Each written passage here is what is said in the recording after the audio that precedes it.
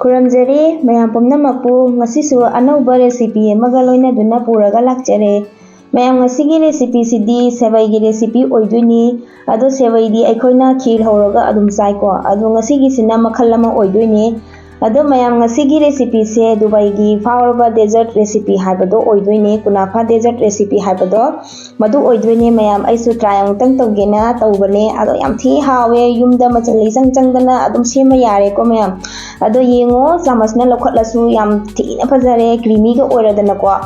Ado ahanbada ai sevai packet se ahum laujare ko. Yam sevai se lawi mamatamda akupa se oina lawbiyu ko. Aduga roasted tawbasu oina lawbiyu. Asina masaksu fajabane ubadasu. Ado mayam ai packet degi lawthokjare. Aduga fajana makup tana ai sugaijare makusina noikhaijare ko. Ado fajana makup tana noikhaibagi mathau tai. Aduna ai fajana makutsina noikhaijare. Ado mayam aigi makuta toliba rang se holi sanarobagi oibane aina holi gi numita semba recipe ne bako rang do kok tabi oibaduna khuta chusanna lehore adugi matungda aikoi khang ama laujare aduga mai si chukhatlasi ko aduga yamna low flame da oina thambisi aduga ghi se chamas ahum kha khapchin jare adugi matungda sevai se ngasai gi sevai se ko amuktang ngthokpirasi Ghee da tawraga di manam se nungsiba hen bane aduga refine oil di lobi nu ko ghee oina tawbiyo ghee se nadi manam nungsiba hen bane mahau su lai bane aduga fajana okhai birasi thungna ba adugi matungda chini se khara ama hapchin jarage chini se khitang chamas aigi dawjaba dum thumhaningba oiraga na yum thumna chaninga na khara thumna dum khara hapiro aduga aidi yam kana thumhalaroge aduna chamas se ani dang hapchare ko adugi matungda fajana okhairaba matungda ising je kitang ama haijin birasi ko ising je haijillaba matungda amuka fajana munna marai munna okhai birasi loina thungno okhairasi ko chini se tumphau ngobirasi aduga aikoina chini se sumaina hapchintrabasu chini sigi syrup se semasu jai ko chini se kitang hap ahambada chini se kitang ama ising hapaga lodho so adum yai ko mong makhal adum tawba yai ado mayam ai khang se muthachare chini si tumme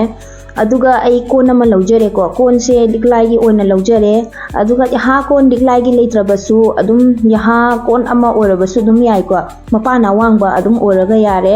cake hobagi cake tin adu lobirasu yai aduga sevai se aikoina loina di hapselaroi si khara ama sumaina hapchillaga khabai sina fajana sumaina nambirasi ko khabai sina namba yadrabasu aikoina glass ama maning apakpa glass ama lobiraga glass tuna fajana maning shape to fajana oihanba yai ko aduga sumaina glass ina namaga fajana shape se sembirasi ma ahoba amata thamhallaroi si ko natrabadi horen dessert semakpado yaroi adugi damaktane ado sumaina glass ina fajana namaga fajana shape se sembirasi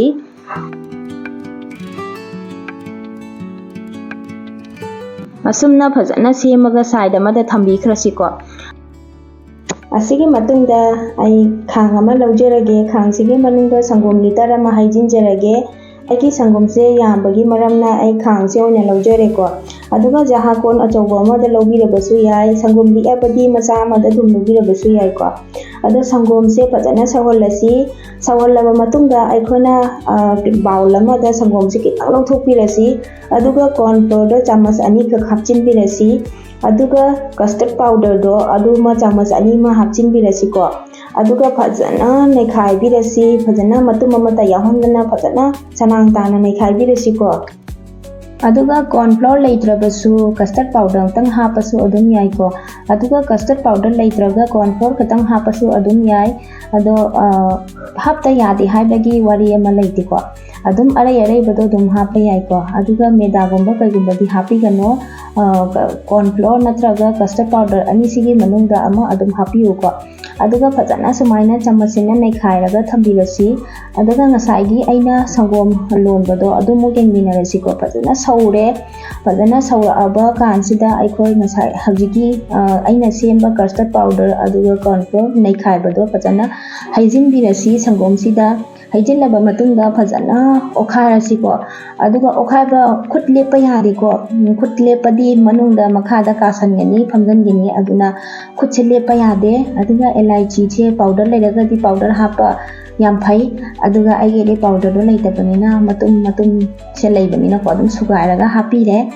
ꯑꯗꯣ ꯐꯖꯅ ꯃꯔꯩ ꯃꯨꯟꯅ ꯑꯃꯨꯛꯇꯪ ꯐꯖꯅ ꯂꯣꯟꯕꯤꯔꯁꯤꯀꯣ ꯑꯗꯨꯒꯤ ꯃꯇꯨꯡꯗ ngahak matungda chini se khitang ama hapchilasi chini se adum magi thumbagi chaning ba changda adum hapa yare ai yam kana thumnandre aduna khitang laujare ko aduga phajana lombirasi ko khitang nang la holasi mahi khitang langi chini se tum phawba aduga khitang nang halasi ko mo mayam nang sila aduga ai di elaichi se powder nata banina elaichi se matum hapa do nungai trina magi manam do tang la hawra ko matum se lokhat pirage matum se ai smai tang na lokhat laga tham khrage side amada aduga phajana sangom se lon silasi jengo sangom se phajana nang silla ko aduga sum amutang khutchena khabai se nang tang phajana okhai se aduga mai se muthachare thangda jare aduga thangdabaga di happy roisi maramdi aigi se liglai oibanina kai ki besu yai ko adi yam kanna sari bo oibanina aina kitang inghal laga hapchin jare sumaina mathakta pajana sumain chaishin birasi ko ngasai gi aina baula hakki ba sebai do adugi mathakta da sumaina loina thungna ba chaishin birasi khara thana happy gi su yare pana happy gi su adum yare mai gi apambagi matung inbane aduga mayam aina semisi ko makhal ani thokna sembane haibadi mafam se makhal ani thokna sembane ama khaki uchadre mayam da adum asigi ama khaktang sita oina mayam da uchare ko aduga mayam asigi mathakta amuk aikoina ngasai sevai leihobado adudo mathakta sumaina mu chaishan ga dori bane ado chaishan base asidi ko nambiro roisi adum mathakta sumaina tawri tawraga adum chaishan birasi asi jo phajana sin thungna chaishan birasi ko loina thungna ba tawna chaishan lasi mayam aise wangang masu kaya haitabane ado mayam nusibiduna aigi channel asida changbirakpa ichinau sing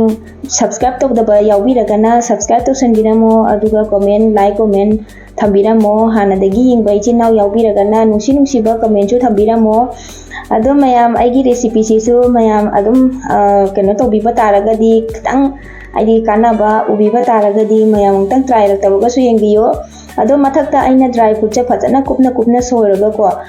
thambire hapchinbire chaisille ko aduga ngahak tang freezer da natte adum fridge da hapchillaga thambirasi pungkhai muk tawna fridge da thambagi maramde ngahak tang magi sangsagi sangom do ko phajana napsanna phamnabagi dama creamy oinabagi damakta fridge da ngahak thambane pungkhai muk thamba loraba matungda ai lauthokjare ado mayam ai mathakta khajur simo kitang chaishinjei ko chaishinbasidi uhal laudre khajur se ado khajur si jo hapa se su mahau leibane adugi aina khajur si jo mathakta kha chaisille thang ama laubirasi ko aduga thang sina phajana cake kakpadongna phajana kaaga amuktang yengasi maong se ulba oidriba haibado aduga chama samana kitamtang lokhatlaga yengminarasi phajana oire ko dessert recipe kunafa dessert recipe haibado masine ado aisu ahan ba try tawjabane mayam su aina adum mayam da share tawgena tawjarakpane mayam su amutang try tawraga yengbiyo yam tina hawe aduga masak su yam tina phajare ko aikoina sewai se khir adi adum thongaga adum chai aduga makhal mathel gi maong gi adum recipe se try tawraga adum yengbasu yai ko ado mayam asu amutang charaga try tawraga yengbiyo aduga comment da haibiramo yengo mayam yam tina hawe hakchang ga su kaisu shokada banate healthy oiba potne angang na su pamba ahan na su pamba aduga yam thina su hawba oidoine mayam so amutang try tawraga yengbiyo ado mayam aigi video se na shinjare